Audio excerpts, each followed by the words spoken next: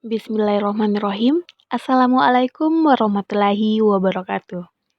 Saya Ananda Trisnawati Misno dari Fakultas Ilmu Pendidikan Universitas Negeri Makassar. Nah, di mana di podcast saya kali ini kita bisa saling sharing hal-hal yang menarik tentang anak usia dini. Dan saya akan mengambil tema yaitu bagaimana sih cara berkomunikasi efektif pada anak usia dini? Komunikasi adalah proses pengiriman informasi dari guru kepada siswa untuk tujuan tertentu. Komunikasi dikatakan efektif apabila komunikasi yang terjadi menimbulkan arus informasi dua arah, yaitu dengan munculnya feedback dari pihak penerima pesan.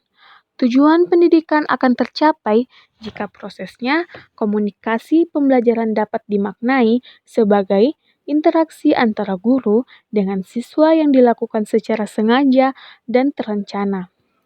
Dilakukan secara sengaja dan terencana serta memiliki tujuan positif. Keberhasilan pembelajaran harus didukung oleh komponen-komponen instruksional yang terdiri dari pesan berupa materi belajar, menyampai pesan yaitu guru, bahan untuk menuangkan pesan, peralatan yang mendukung kegiatan belajar, teknik atau metode yang sesuai serta latar atau situasi yang kondusif bagi proses pembelajaran. Pada hakikatnya, taman kanak-kanak bukanlah sekolah, tetapi arena bermain sambil belajar. Nah, di taman ini, anak-anak tidak hanya diberikan pendidikan skolastik atau pendidikan akademik, namun lebih diutamakan untuk bermain. Dari bermacam-macam permainan, itulah nantinya anak-anak akan memperoleh pembelajaran dan pengetahuan yang lebih berarti daripada sekedar kolistung, yaitu membaca, menulis, dan menghitung. Dalam Undang-Undang Nomor 20 Tahun 2003 tentang Sistem Pendidikan Nasional, Bab 1 Pasal 1 Butir 14 dinyatakan bahwa pendidikan anak usia dini adalah suatu upaya pembinaan yang ditunjukkan kepada anak sejak lahir sampai usia 6 tahun yang dilakukan melalui pemberian rangsangan pendidikan untuk membantu pertumbuhan dan perkembangan jasmani dan rohani agar anak memiliki kesiapan dalam memasuki pendidikan yang lebih lanjut. Nah, kali ini saya juga mempunyai cara berkomunikasi efektif pada anak usia dini. Yang pertama yaitu dengarkan anak. Dengarkanlah terlebih dahulu apapun yang dikatakan anak. Biarkan mereka tahu bahwa Anda tertarik untuk mengetahui dunia mereka. Tanyakan kepada mereka apa yang terjadi di sekolah, di tempat bermain, di lingkungan, di rumah, di manapun itu. Usahakan kalau kita bertanya kepada anak, kita hadapan sama anak atau kita di samping anak. Dan jangan kita bertanya begitu ke anak, lantas anak itu menjawab ke kita, tetapi kita malah menonton televisi, membaca koran, memegang HP kita. Ketika anak itu berbicara, usahakan jangan. Kita dengarkan anak itu, kita bertanya kepada dia apa-apa saja yang dia lakukan. Misalnya pada hari ini dia itu melakukan apa. Ya, begitu yang pertama. Dan yang kedua, berbicara dengan mereka. Kita, orang tua, perlu menyimpan gawainya terlebih dahulu dan mulailah berbicara dengan anak tentang hal-hal favorit mereka. Tunjukkan rasa penasaran kita pada apapun yang mereka ceritakan. Nah, misalnya kita bertanya makanan kesukaannya apa, warna favoritnya apa, minuman favoritnya apa, dan sebagainya. Itu akan melatih kepercayaan diri mereka saat berbicara. Yang ketiga, yaitu berikan mereka waktu untuk merespon. Anak-anak mungkin memerlukan beberapa saat untuk memproses dan memahami apa yang Anda katakan. Jadi, berikan mereka waktu untuk merespon perkataan Anda. Nah, contohnya, kita bertanya kepada anak tersebut. Lantas anak tidak langsung menjawab. Jangan kita langsung marahi mereka. Kita harus menunggu, menanyakan apa yang kita tanyakan tadi ke anak. Kita menunggu. Anak mencerna dulu apa yang kita katakan tadi. Terus anak akan menjawab sesuai apa yang kita tanyakan. Nah, itu yang ketiga. Yang keempat, siapkan anak untuk dunia yang lebih lanjut. Kita tidak bisa memaksa anak-anak untuk terlepas dari era teknologi yang serba canggih. Yang bisa kita lakukan adalah menyiapkan mereka. Anak-anak tumbuh dewasa, menonton dan meniru apa yang dilakukan orang tua mereka. Contohnya, dengan menghabiskan waktu luang bermain. Orang tua yang baik akan menyiapkan dan membimbing mereka yang sesuai untuk anak. Misalnya,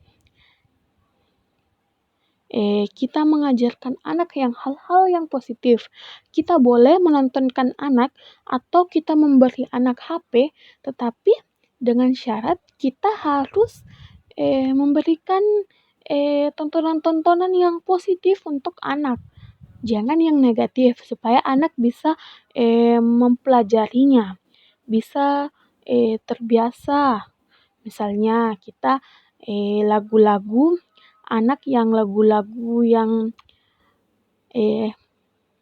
anak lebih sukai, atau kita mengajarkan anak tentang lagu-lagu yang Islami.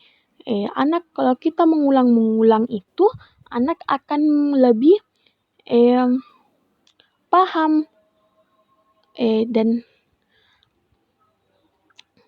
anak lebih paham pada lagu itu, bukan malah bermain-bermain yang tidak seharusnya dia tahu atau dia mainkan, atau bermain game yang viral, tetapi itu tidak pantas untuk mereka lakukan. Yang kelima, berkomunikasilah dengan lebih sederhana dan jelas. Jangan membuat anak bingung dengan menunjukkan sikap dan perkataan yang rumit. Mereka bisa saja salah pengertian perkataan atau gerak tubuh Anda jika itu terlihat rumit. Nah, kita harus memberikan pertanyaan-pertanyaan yang nggak usah panjang-panjang atau nggak usah rumit-rumit ke anak, supaya anak gampang mencernanya. Nah, yang keenam, berikan kata-kata yang memotivasi anak. Buatlah mereka merasa aman dan berikan anak kebebasan penuh untuk bekerja sesuai keinginan mereka.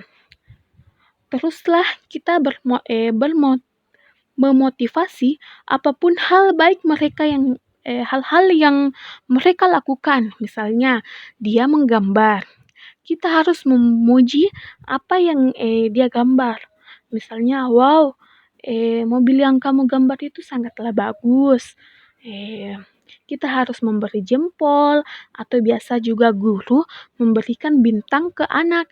Wah, kamu bagus banget, bagus sekali gambar kamu, gambarmu. Jadi kita memberikan bintang ke anak, dan anak akan merasa senang dan dia akan berkreasi sebagus mungkin untuk mendapatkan pujian-pujian tersebut, supaya dia tambah semangat belajarnya. Jangan menjatuhkan anak, bilang misalnya kita bilang, ih kok ini apa? Gambar kamu kok begini? Jangan. Kita harus memberikan motivasi-motivasi yang terbaik untuk anak, supaya anak lebih berkarya lagi, lebih pintar lagi, lebih pandai lagi. Dan yang ketujuh, ajaklah anak turut berdiskusi. Ciptakan percakapan yang membuat anak berpikir, libatkan anak dalam memilih sesuatu, misalnya ketika memilih warna. Nah, misalnya dalam mewarnai itu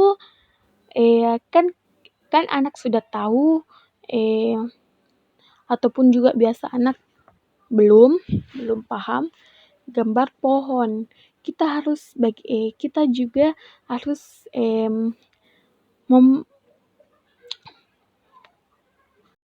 mengajari anak itu pohon warnanya apa, hijau tua atau hijau muda. Ya, kita harus ajak anak terus berdiskusi, ya. Karena itu melatih berpikir kritis, anak bisa dimulai sejak dini dengan hal-hal yang sederhana.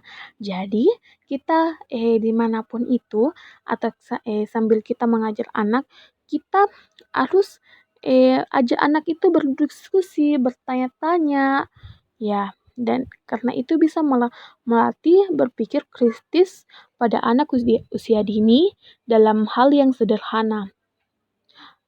Hal ini juga membuat anak merasa bahwa pendapatnya itu mereka diperlukan.